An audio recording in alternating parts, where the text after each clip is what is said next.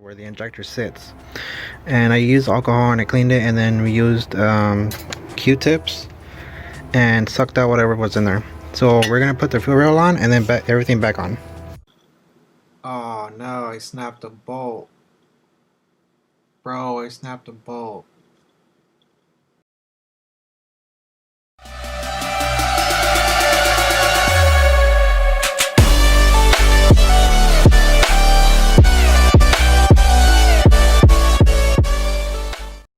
Alright, so this is why I work on my car and do the mistakes on my own, or find mistakes, or get issues happen to myself so I could learn from it, and so you guys could watch me and you guys don't have to go through it at the same thing. So one of the bolts for the fuel rail had snapped, so what I'm currently using is an extractor. This is a lefty drill bit, and I'm going left on the drill, and I'm currently making a centered hole, or close to centered hole, you can see, so that I can use the other portion, or the other half of the extractor set, which is going to be one of these guys right here. And the overall goal is to drill into it, use that one guy that I just showed you right now, and use a wrench or some sort and take it out. And I got this set from Harbor Freight and it's working so far. So luckily nothing has stripped, or there's no damage on the bit. So here is the bit, and there's like about a 1/8, close to 1/8, and the bit still looks fine. That little chip there is just literally a piece of chip up from the actual screw itself. But yeah, just wanted to share this because there's a mistake that I made. This is a mistake I'm going to fix and bring you along so you can prevent this issue from happening yourself. Or if this does happen to you, then this is going to be the process. Alright, so if you were wondering, this is my first time using it, but after some research and some knowledgeable notes, this is how this works. So this is a lefty drill bit. I don't know if you can tell, is it focus? So you see the pointy part on the top, on the tip of the drill bit, it goes towards the left. And then if you look at this drill bit right here, the pointy part goes to the right, or it will go in the direction rotating right or clockwise. So just FYI. So make sure, if you buy a drill, an extractor kit, and you don't have these, make sure that it's a lefty drill bit, because if you use a regular one, it's not going to be, it's going to be a different story. So make sure it's a lefty drill bit. And then after you do that, so here is a little example. So I already made that hole. It's about a 1/8 to, yeah, about a 1/8 deep. And now what I'm going to do is I'm going to use this, and I have a hammer. I have my mini hammer, which I bought a long time ago, and this thing it's been useful. And I'm going to hammer it in,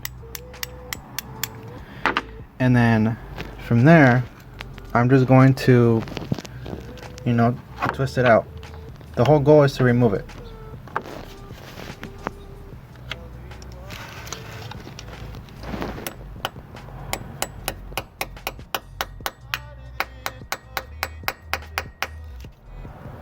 Side note, the kit that I bought does not include a T-shape. It's a handle that you just slide over the top portion of this. We don't have one. We use a drill, and it's actually quite convenient. And the reason why is when we're tightening it, when you tighten that little sprocket up top, it creates, like, you're able to, when you're turning it counterclockwise to lock the top part in the drill, it's kind of beneficial. Why? Because it's tightening the actual little chuck, and you're actually turning the stud. So if you look, see if I could get in there. But if you look, it's actually turning. So Actually, just plug it in, let it do its thing. we did it by hand first. Now we have the drill on the lowest setting so that it creates like a simulation of if you're doing it by hand. So here is the screw coming out.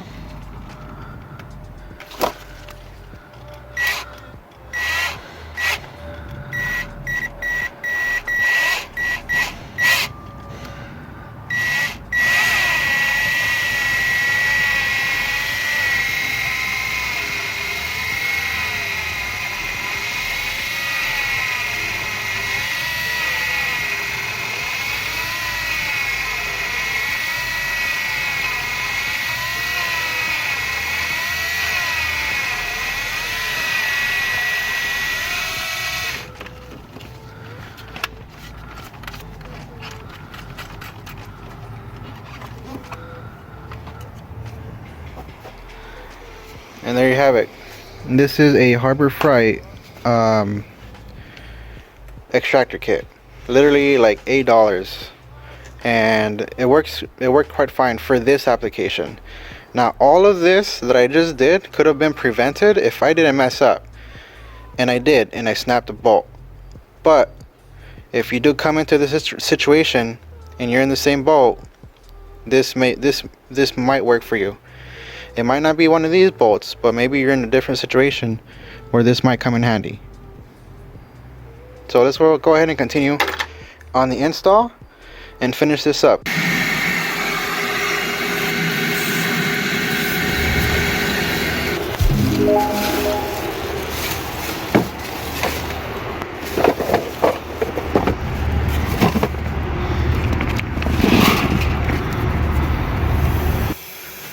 You can't even see in there.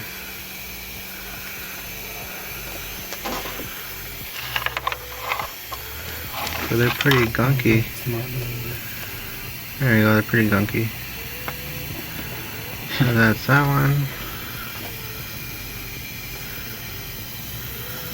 And that's the other one. So this is before.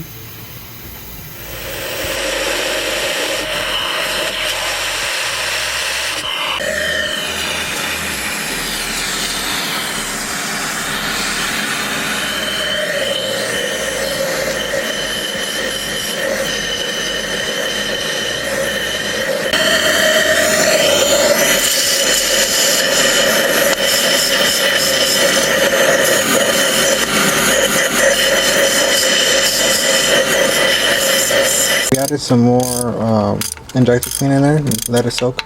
Once again, the injector cleaner that I am using is this can here, and it actually really works. So literally the stem that was in there was caked, and we left for about an hour, 45 to an hour, came back and that gunk came off the stem. So this works along with some scrubbing. Works quite well. 5 bolts that's on the rail, and they're each going to be 10 mil.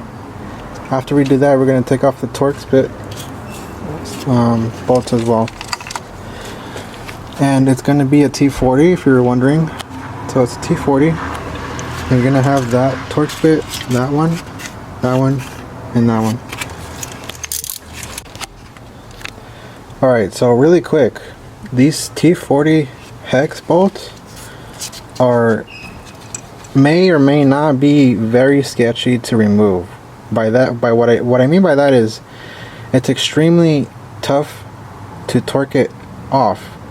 So you're gonna need like a breaker bar, maybe a buddy, because what I ended up doing is I applied pressure, I pushed in so that the socket, the T40, stood in there, and there wasn't any play. Because if you try to do it while doing this, you may or may not strip the actual bolt. So it would be extremely advisable to have 2 people help you, or actually just 1 person help you. It may be a 2-person job for this part. So just FYI, breaker bar and apply pressure as you're turning it. So someone turns it and somebody applies pressure. Or if you do it on your own, hey, good for you. No, You can see this, was this bought new or used? This brand new. but it looks a lot better. It's crazy. This is after. I gotta take those out, but there you go. So now I'm gonna start putting everything back together. When you're doing this, you're gonna have to actually soak it, pick at it, scrub it, soak it again, pick at it, scrub it.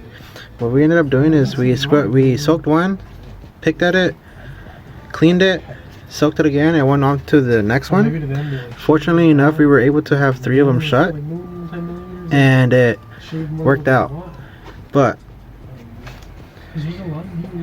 it's gonna take a little bit of time because you got to soak it and scrub it, and then walnut blast it. And then this walnut blaster isn't that great. So what we did, we put this attachment, and then when we put them inside, we were just doing like short bursts, and it worked. So just FYI on that. So now we're gonna go ahead and put the new map sensor on the new intake manifold, and then put everything together. So the map sensor is in. It's literally plug and play. So what I did is I sprayed a little bit of WD-40 on the little gasket, and then twisted and pushed, and it popped in, and then I tightened down the bolt. Now I'm going to start working on this. I'm putting the new gaskets in that came with the kit. Literally it's an O-ring, and you just pop them right on.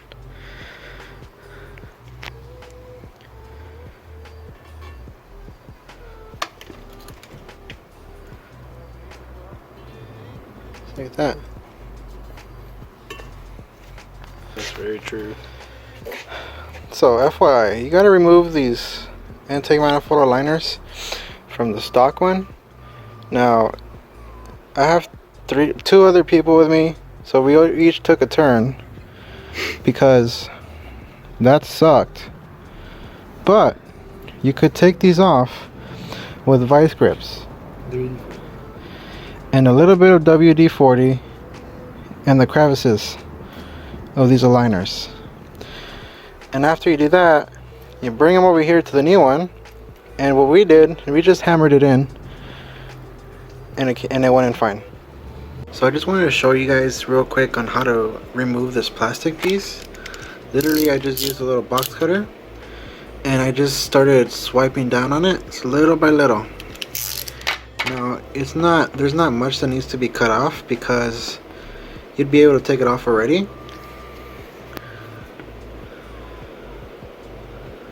So as you can see, it's already loose. So you could see there's another piece underneath it, and you would literally just slide it off.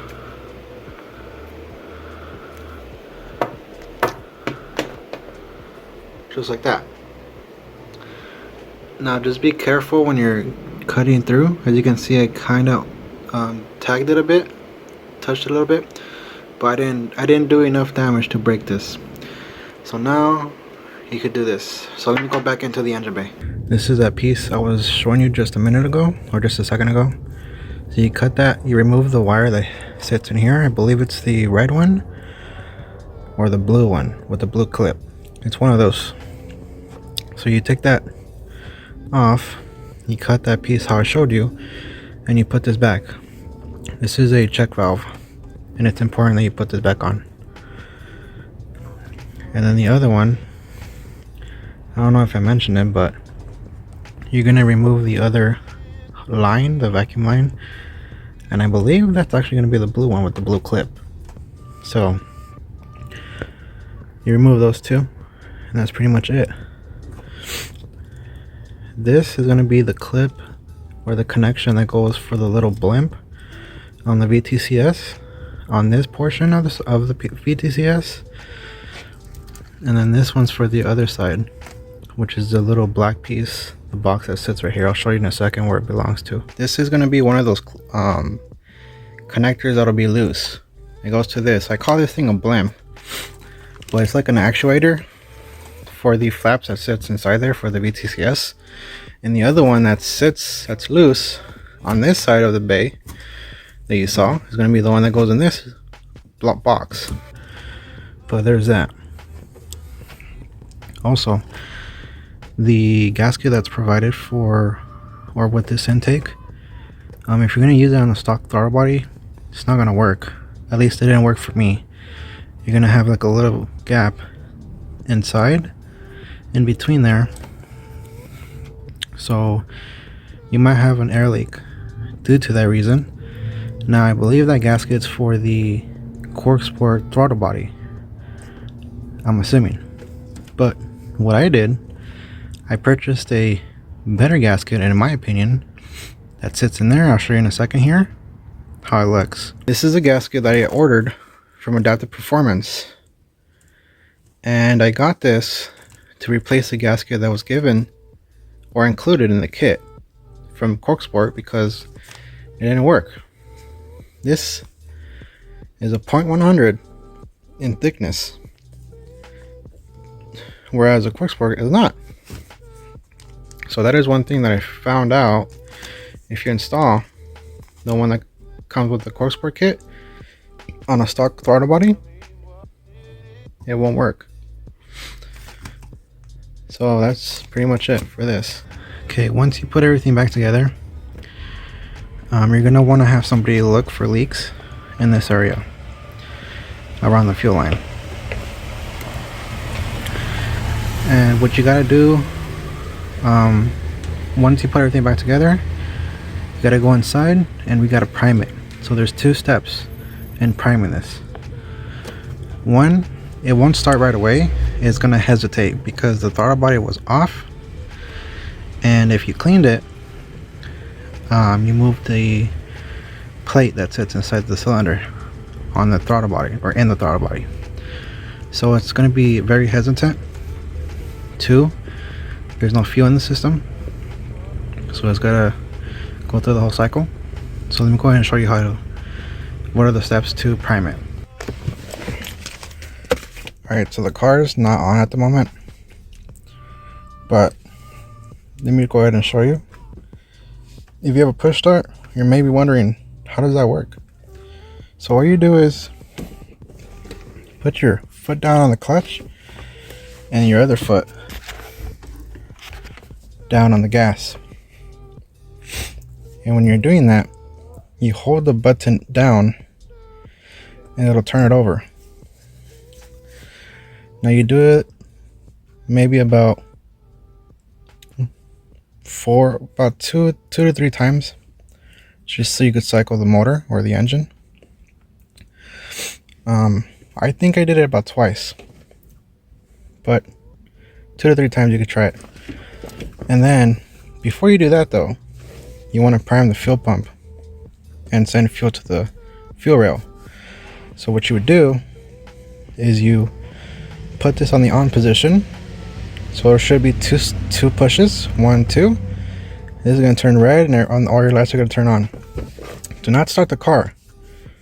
You're just going to prime the fuel system with just pushing the button. So before you start trying to crank it over and you do the steps I just showed you with the clutch and the gas, you want to do this first. So you prime it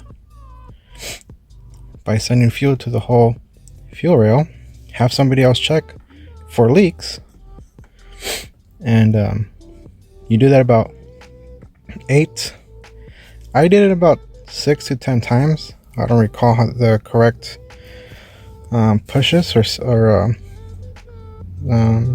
pushes I did, yeah, but you do that a few times. You're gonna hear it in the system. It'll sound pretty loud, but then it'll mellow out, where you're gonna hear the fuel pressure really hit, and it'll mellow out. Once you do that, then you do the whole clutch in and then the foot on the gas. Now if you don't have a push start, it should be the same process. Put the key in, clutch in, gas down, and then turn the key. It should crank, but do not turn it over. Now it is going to hesitate, so what you should do is once you do all those steps, and you prime it by doing the fuel prime first, and then the clutch and gas, you let go and turn everything off. When you turn it on, finally, you do the regular way to turn it on. Push the clutch in, turn it on. Now it still might not want to start. So what you do is, when you start it up, you hit the gas a few times. Hit the gas a little bit. Don't go full throttle. Just hit the gas a little bit, and then it'll finally start. When it does so, check for leaks. The best way you could check for a leak: spray around the areas with soap and water. Wait for it to get warmed up. Spray around the areas with soap and water, around the intake area, around any area that you opened up the engine. Make sure the bolts are all tied up and everything looks secured. Check for leaks. Check for leaks in the fuel rail. Make sure everything looks good. And that's pretty much it for the install. If you guys have any questions, please comment down below. Send me a message on Instagram or on Facebook. I'm more than happy to answer your question. I know there's some things that I may have not included. I did have some issues with the camera. So yeah, that's pretty much it for this video. So hopefully you guys enjoyed this video. You did a little bit of research before attempting this. Please, I advise, do some research, read instructions. If you need to watch these videos, this is why I post them, so you could see them before you do it. You want to be very careful when you do all this. It might be a little intimidating, but it's very simple. So you can do it. If I could do it, you could do it. Just gotta get the proper tools, and that's about it. Until next time, you guys have a good day. Chordy out. Peace.